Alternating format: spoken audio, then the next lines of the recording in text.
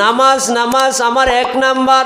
Number 2, আমি মুসলমান হিসাবে আমি যদি পরিচয় দিব খোঁজো, সমাজত, অঞ্চলত, দেশত, অফিসত, আদালতত, কবরত, হাসরত, মিজানত আল্লাহর ওচৰত যদি মুসলমান হিসাবে আমি পরিচয় দিব খোঁজো, তেনেহ'লে আমাৰ ঘৰখনৰ মাজত আমাৰ সকলোতকৈ প্ৰিয় মানুহ মোৰ স্ত্ৰী, মোৰ মা, মোৰ ভনী, তেওঁলোকক আমি পৰ্দাত ৰাখিব লাগিব।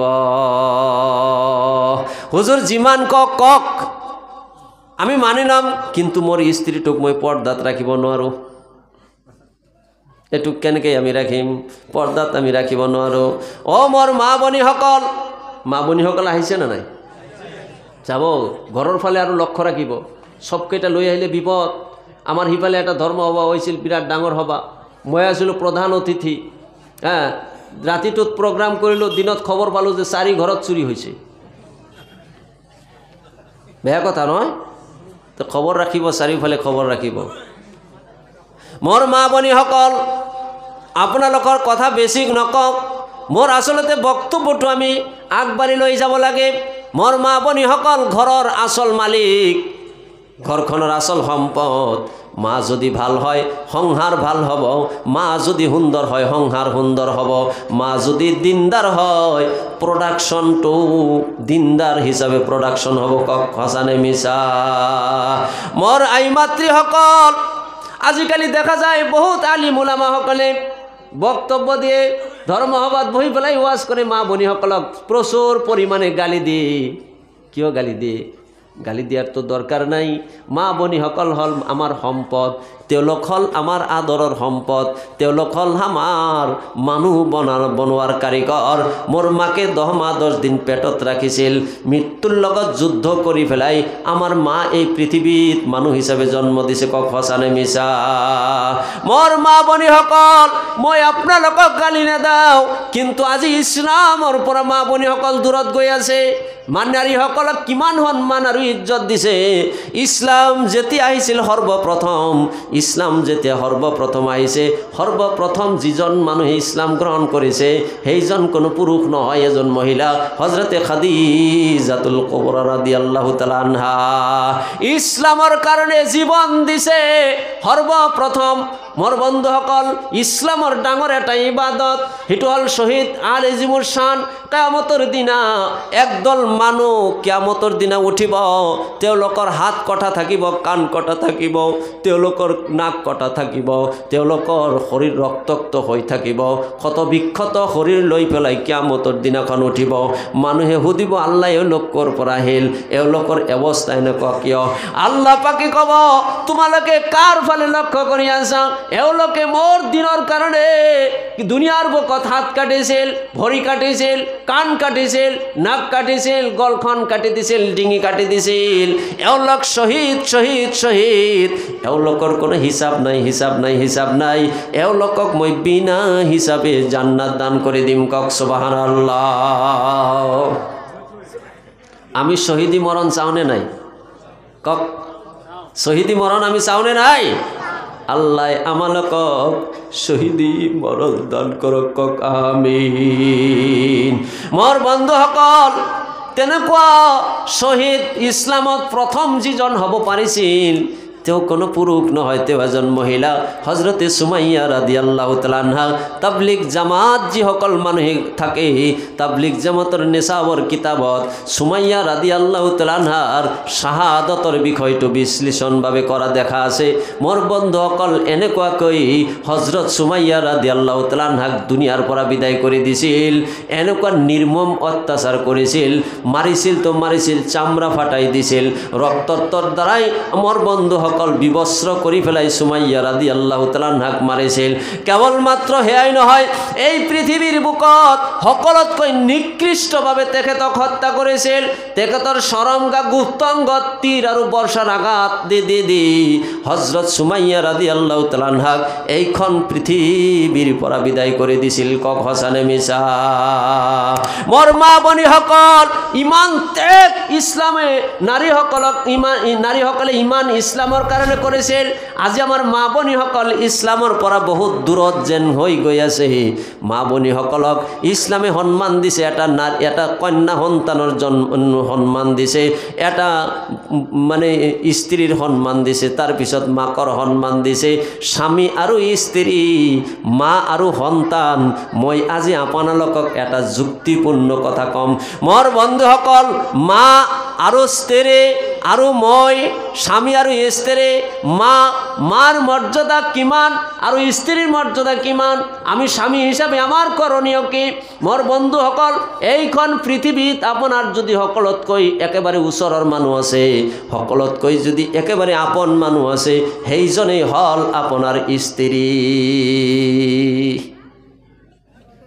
আজি উল্টা বক্তব্য হ'ব জীৱনভৰ কলো মা হয় না নহয় মা কিন্তু সৰু নহয় মাৰ কথাটো মই পিছত কৈ আছো কিন্তু আগতে মই কৈ আছো মোৰ বন্ধুসকল স্ত্ৰীৰ যি মৰ্যাদা মহান আল্লাহ ৰব্বুল ইজ্জত জালালে দান কৰিছে স্বামী আৰু স্ত্ৰীৰ যি সম্পৰ্ক মহান আল্লাহ দান কৰিছে আল্লাহ ৰব্বুল ইজ্জত জালালে কৈ আছে হুন্না লিবাসুল লাকুম ওয়া আনতুম লিবাসুল লাহুন্না হে পুৰুষসকল নাৰীসকল হল তোমালোকৰ কাৰণে পোশাক হে নাৰীসকল পুৰুষসকল হল তোমালোকৰ কাৰণে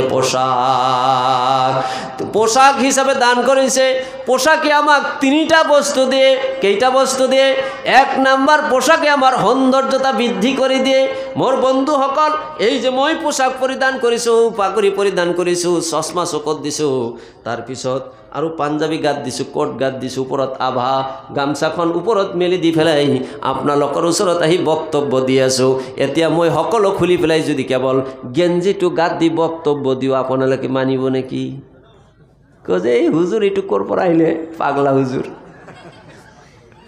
এই বেটা কাক লই আইছে জোরকে কখাসা না মিশা তার মানে মোর সৌন্দর্য পোশাকে বড়াইছে না নাই কথা কক বড়াইছে না নাই এক নাম্বার মোর সৌন্দর্য বড়াই দিছে ঠিক তেনেকুৱা আপনার স্ত্রী আপনার সৌন্দর্য বড়াই দিছে মোর বন্ধুসকল এজন লড়াই যদি 40-50 বছর লৈকে যদি বিয়া শাদী করা নাই গাঁৱৰ মানুহে তেক কি বুলি মাতে চাব কোজের কাম নাই কথা কক হসা না মিশা মায়া আইব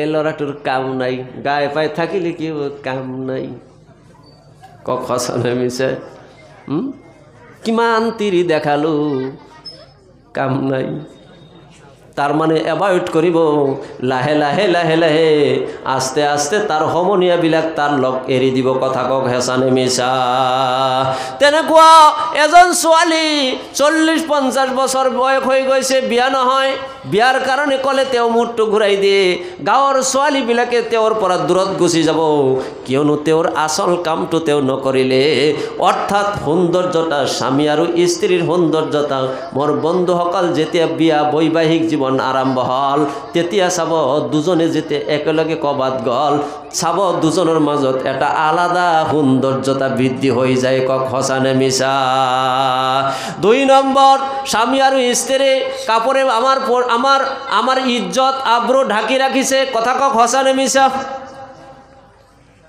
আপনাদের কথা নকই দিন হসানে মিছা এই কাপড়ে মোর সম্মান আর ইজ্জতটো আব্রুটো ঢাকি রাখিছে মোর স্ত্রীয়ে মোর সম্মান আর ইজ্জত বসাই দিছে স্ত্রীক মই বসাই দিছো মোর স্ত্রীয়ে মোক বসাই দিছে মই দিনটি ঘুরিলো খোলাখলি কথা কম মই দিনটো ঘুরিলো টাউনে ঘুরিল শহরে ঘুরিল বিভিন্ন ঠাইত ঘুরিল বিভিন্ন প্রকারের বস্তু দেখিবলৈ পালো ফটো দেখিল ছবি দেখিল মোর মনটো উদাস হৈ আছে মোর মনটো উদাস হৈ আছে রাতিত ঘৰত আহিল ভাত সাত খাই রাতি বিছনাত গলো মোর স্ত্রী মোর মনৰ কথাটো বুঝি পাই ফেলাই মোর মনৰ উদাস সেই যন্ত্রণাটো মোর স্ত্রী নিবৃত করি মোর মনৰ সেই কাহিলতাটাকে একদম নার্ভাস করে দিলে শান্ত করে দিলে তার পিছদিনা মই বজারত গলো কবাত গেলো আর মোর মনত হেইবৰ ভাব নাই কক সঁচানে মিছা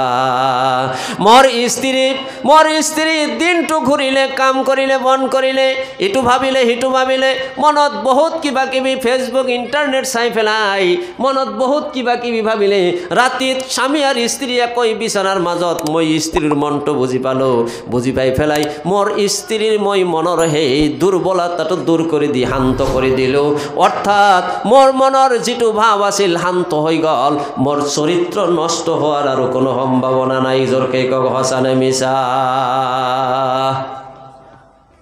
বেয়া পাই আছে নেকি আসল কথা কৈ আছো হয় না নহয় মোর বন্ধুসকল 3 নাম্বার মোর স্ত্রীয়ে মোর ইজ্জত হুরমত বৃদ্ধি করে দিলে মই যেতিয়া স্কুলত যাওঁ মই যেতিয়া কলেজত যাওঁ মই যেতিয়া কামত যাওঁ মই দৰমহাত আহিলো মোর কেনেকৈ যাব লাগিব মোর পোশাক আশাক মোর স্ত্রীয়ে মোক ঠিকঠাক কৰি দিলে মোর স্ত্রীয়ে মোক একদম হাজাই পৰাই মানুহৰ মাজত পঠাই দিলে এটা মানুহৰ নিচিনা মানুহ হিচাপে গড়াই দিলে জোৰকে কক সঁচানে মিছা মোর বন্ধুসকল স্ত্রী এনেকুৱা এটা সম্পদ এবার আসল কথা আহিম আপোনালোকে কওকচোন মা আগত নে স্ত্রী আগত মা আগত নহয় আমি জানো মা আগত কিন্তু মই আজি কম নহয় মা আগত নহয় মোর স্ত্রী আগত স্ত্রীর মর্যাদা কিমান আজি আপোনালোকে শুনি যাওক গৱেষণা কৰিছো কোরআন পঢ়িছো গৱেষণা কৰিছো এনেই এটা কথা ক'ব নোৱাৰিম মোর বন্ধুসকল মোর আই মাতৃসকল স্ত্রীর সম্মান বহুত আগত আপোনালোকে এটা বস্তু চাওক এই পৃথিবীত যিমানবোৰ সম্পৰ্ক আছে মোর বন্ধুসকল মা আছে দাদা আছে দাদি আছে দেউতা আছে চাচা আছে চাচি আছে নানা আছে নানি আছে পেহী আছে পেহা আছে মহা আছে মাহী আছে স্ত্রী আছে স্বামী আছে যিমানবোৰ সম্পৰ্ক আছে মোর বন্ধুসকল সকলোতকৈ আগত এই পৃথিবীত কোন সম্পৰ্কটো আহিছে কওকচোন সকলোতকৈ আগত কোন সম্পৰ্কটো আল্লাহ রব্বুল আলামিনে আদম আলাইহিস সালাম ক জান্নাতৰ মাজত বনাই থৈ দিলে আদম আলাইহিস সালাম জান্নাতত থাকিলে ফল খায় আরামত থাকে আদম আলাইহিস সালামে একবারও আল্লাহক নুসুধিলে মোর দেউতা কত মোর মা কত আল্লাহক এবারও নুসুধিলে কিন্তু আদম আলাইহিস সালাম জান্নাতত ঘুরি আছে ভাল নালগে কারণ আদম আলাইহিস সালামৰ স্ত্রী লাগে আল্লাহ পাকে বুঝি পালে কিয় বুঝি পালে ইন্নাল্লাহ আলিমুম বিজাতি সুদূর আমি সিনার ভিতৰত যি কল্পনা করো মহান আল্লাহ হেয়া জানে আদম আলাইহিস সালাম সিনার ভিতৰত কল্পনা কৰি আছে মোর কি প্রয়োজন আল্লাহ রব্বুল আলামিনে এজনী দীপলিপি ছোৱালী আনি পেলাই আদম আলাইহিস সালামক দান কৰি দিলে হেয়া হল হযরতে হাওয়া আলাইহিস সালাম জোরকে কক সুবহানাল্লাহ এক নাম্বার পালে নাম্বার 2 মোর বন্ধুসকল এই পৃথিবীত যিমানবোৰ সম্পৰ্ক আছে মা আছে বাবা আছে ফুবা আছে ফুবু আছে চাচা চাচি নানা নানি মহামাহী যিমান সম্পৰ্ক আছে মোর বন্ধুসকল 100টা সম্পৰ্ক ধৰিলো তার 100টা সম্পৰ্কৰ মাজত কেৱল স্ত্রীৰ সম্পৰ্কটো বাদ দি দিলো বাকি 99টা সম্পৰ্ক এই 99টা সম্পৰ্ক আমার আপনার মাজত কেনেকৈ হল মহান আল্লাহ এই 99 সম্পৰ্ক মোর বন্ধুসকল মোর মা আৰু দেউতাই যেতিয়া দুজনৰে মহব্বতৰ মিলন হৈছিল মিলনৰ মাজত ডিম্বাণু আৰু শুক্ৰাণু সংমিশ্ৰণৰ দ্বাৰাই আমি সন্তান হিচাপে পৃথিৱীৰ মাজত আহিছো মোর দেউতাই আৰু মাকে এই পৃথিৱীৰ ফল ফুরট খাইছে খাদ্য খাইছে মাটিৰ পৰা উৎপাদিত শস্যবোৰ খাই পেলাই শৰীৰত তেজ হৈছে শক্তি হৈছে শৰীৰৰ পৰা তাৰ পিছত মিলন হৈছে ডিম্বাণু আৰু শুক্ৰাণুৰ দ্বাৰাই এই পৃথিৱীৰ বুকত এটা সন্তান আগমন কৰিলে মাকৰ আৰু দেউতাকৰ শৰীৰৰ সম্পদৰ দ্বাৰাই আমি গঢ় লইলো অৰ্থাৎ রুহানি আৰু জেসেমি দুটা বস্তু থাকে জেসেমটো গঠন হল রুহটো আল্লাহর তরফ আল্লাহর হুকুম আহি গল এই জেসেমটো আমি যেতিয়া মরি যাম আইনামা তাকুনু ইদ্রিকুমুল মাউত ওয়ালাউ কুনতুম ফি বুরুজিম মুশাইয়াদা আমি যেতিয়া এই পৃথিবীর পৰা গুছি যাওয়ার লগে লগে আমার পাখিটো যেতিয়া গুছি যাব পাখিটো যোৱাৰ লগে লগে মোর বন্ধুসকল এই জেসেমটো পৰি থাকিব জেসেমটো কবৰত ৰাখি দি আহিব জেসেমটো যেতিয়া কবৰত ৰাখি দি আহিব মাটিৰ পৰা উৎপাদিত শস্যৰ দ্বাৰাই ফলৰ দ্বাৰাই বস্তুৰ দ্বাৰাই হোৱা জেসেম মাটিৰ মাজত সব পচি গলি শেষ হৈ যাব তার মানে সম্পর্ক শেষ নাকি সম্পর্ক শেষ হৈ গেল। কিন্তু এটা থাকিল স্ত্রী, স্ত্রী যেতিয়া মরি যায়, মরার পিছত আপনার দেউতা মরিছে আপনি গা ধোয়াব, আপনার মা মরিছে আপনার বনিয়ে গা ধোয়াব, আপনার চাচা মরিছে আপনি গা ধোয়াব, কিন্তু আপনার স্ত্রী মরিলে আপনি হাত দিব নোৱাৰে, কারণ আপনার স্ত্রীর লগত জেসেমৰ সম্পর্ক নহয়, আপনার স্ত্রীর লগত হল আত্মার সম্পর্ক। সুবহানাল্লাহ কও। আত্মার সম্পর্ক। আপুনি যেতিয়া বিয়া কৰিবলৈ গৈছিল তেতিয়া কাজী সাহেব কৈছিল দেলমহৰ কিমান, 1,01,000 টকা দেলমহৰ সাব্যস্ত করিয়া, ঠিক না, হয় না নহয়? 1,01,000 টকা দিলমহর সাব্যস্ত করেছে। মোর বন্ধুসকল, দিলমহর, দিল মানে কি?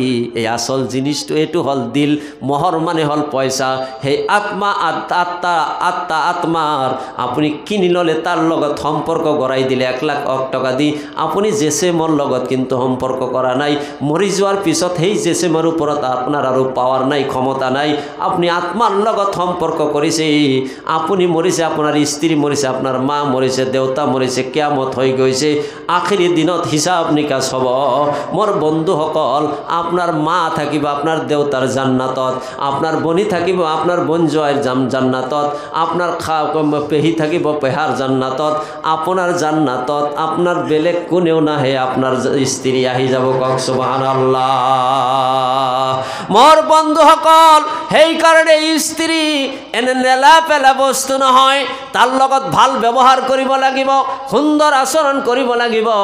আপনার আল্লাহর নবী, বিশ্ব নবী কইছে, স্ত্রীজন যদি আপনার ভাল থাকে, আপনার স্ত্রীর লগত যদি ভাল সম্পর্ক থাকে, কিয়ামতের দিনে যদি মহান আল্লাহর দরবারত আপনার স্ত্রীয়ে যদি কয় মোর স্বামী বৰ ভাল আছিল, মোক বৰ মৰম কৰিছিল, ভাল আছিল, মোর লগত ভাল আচরণ করেছিল, আর কোনো হাক্কি নালাগে, আপনাক আল্লাহ জান্নাত দি দিব। অসুবিধা পাই আছে? জোরকে কক সুবহানাল্লাহ, আওয়াজ দি কক সুবহানাল্লাহ, নারে তাকবীর। মোর বন্ধুসকল, স্ত্রীও তেনেকুৱা। মোর মা বনিসকল, আপনার স্বামীর কি দাম জানে? হ্যাঁ, আপনি স্ত্রীক মহব্বত করিব, ভাল মহব্বত করিব, স্ত্রীক আপনি পটাব লাগিব। তেওঁক আপনি চাটু দিব লাগিব। কেনেকুৱা চাটু জানে? আমার মানুহবিলাকে চাটুটো দে বেলেগ ঠাইত, খোলালির তাত যাই কয় ইমান ধুনীয়া লাগছে না তোমাক আজি।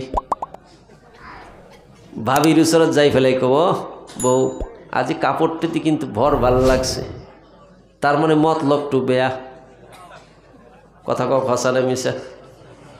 নিজৰ স্ত্রী যাই কব, এই কুকুর হর ইয়ার পৰা, ভাল ব্যবহার নকরিব, ভাল কাপড় নিদিব। স্ত্রীটুক আপনি ভাল ব্যবহার করক, ধুনীয়াটা কাপড় দিয়ক, কাপড় পরিধান করিব, কাপড়টো পিন্ধার পিছত এনেই ওচৰত মাতি পেলাই কব, আপোনাৰ তোমাক যে আজি ইমান ধুনীয়া লাগছে, শ্রীদেৱীও তোমাৰ লগত পাত্তা নাপায়, অলপ চাটু মাৰি দিয়ক। ওচৰত মাতি আনক, বুকুর মাজত হাবুটি ধরি কপালত এটা চুমা আপনি দি দিয়ক। মোর বন্ধুসকল, নফল হজর সোয়াব আপনার আমল নামাত আল্লাহ লিপিবদ্ধ করে দিব। সুবহানাল্লাহ কক।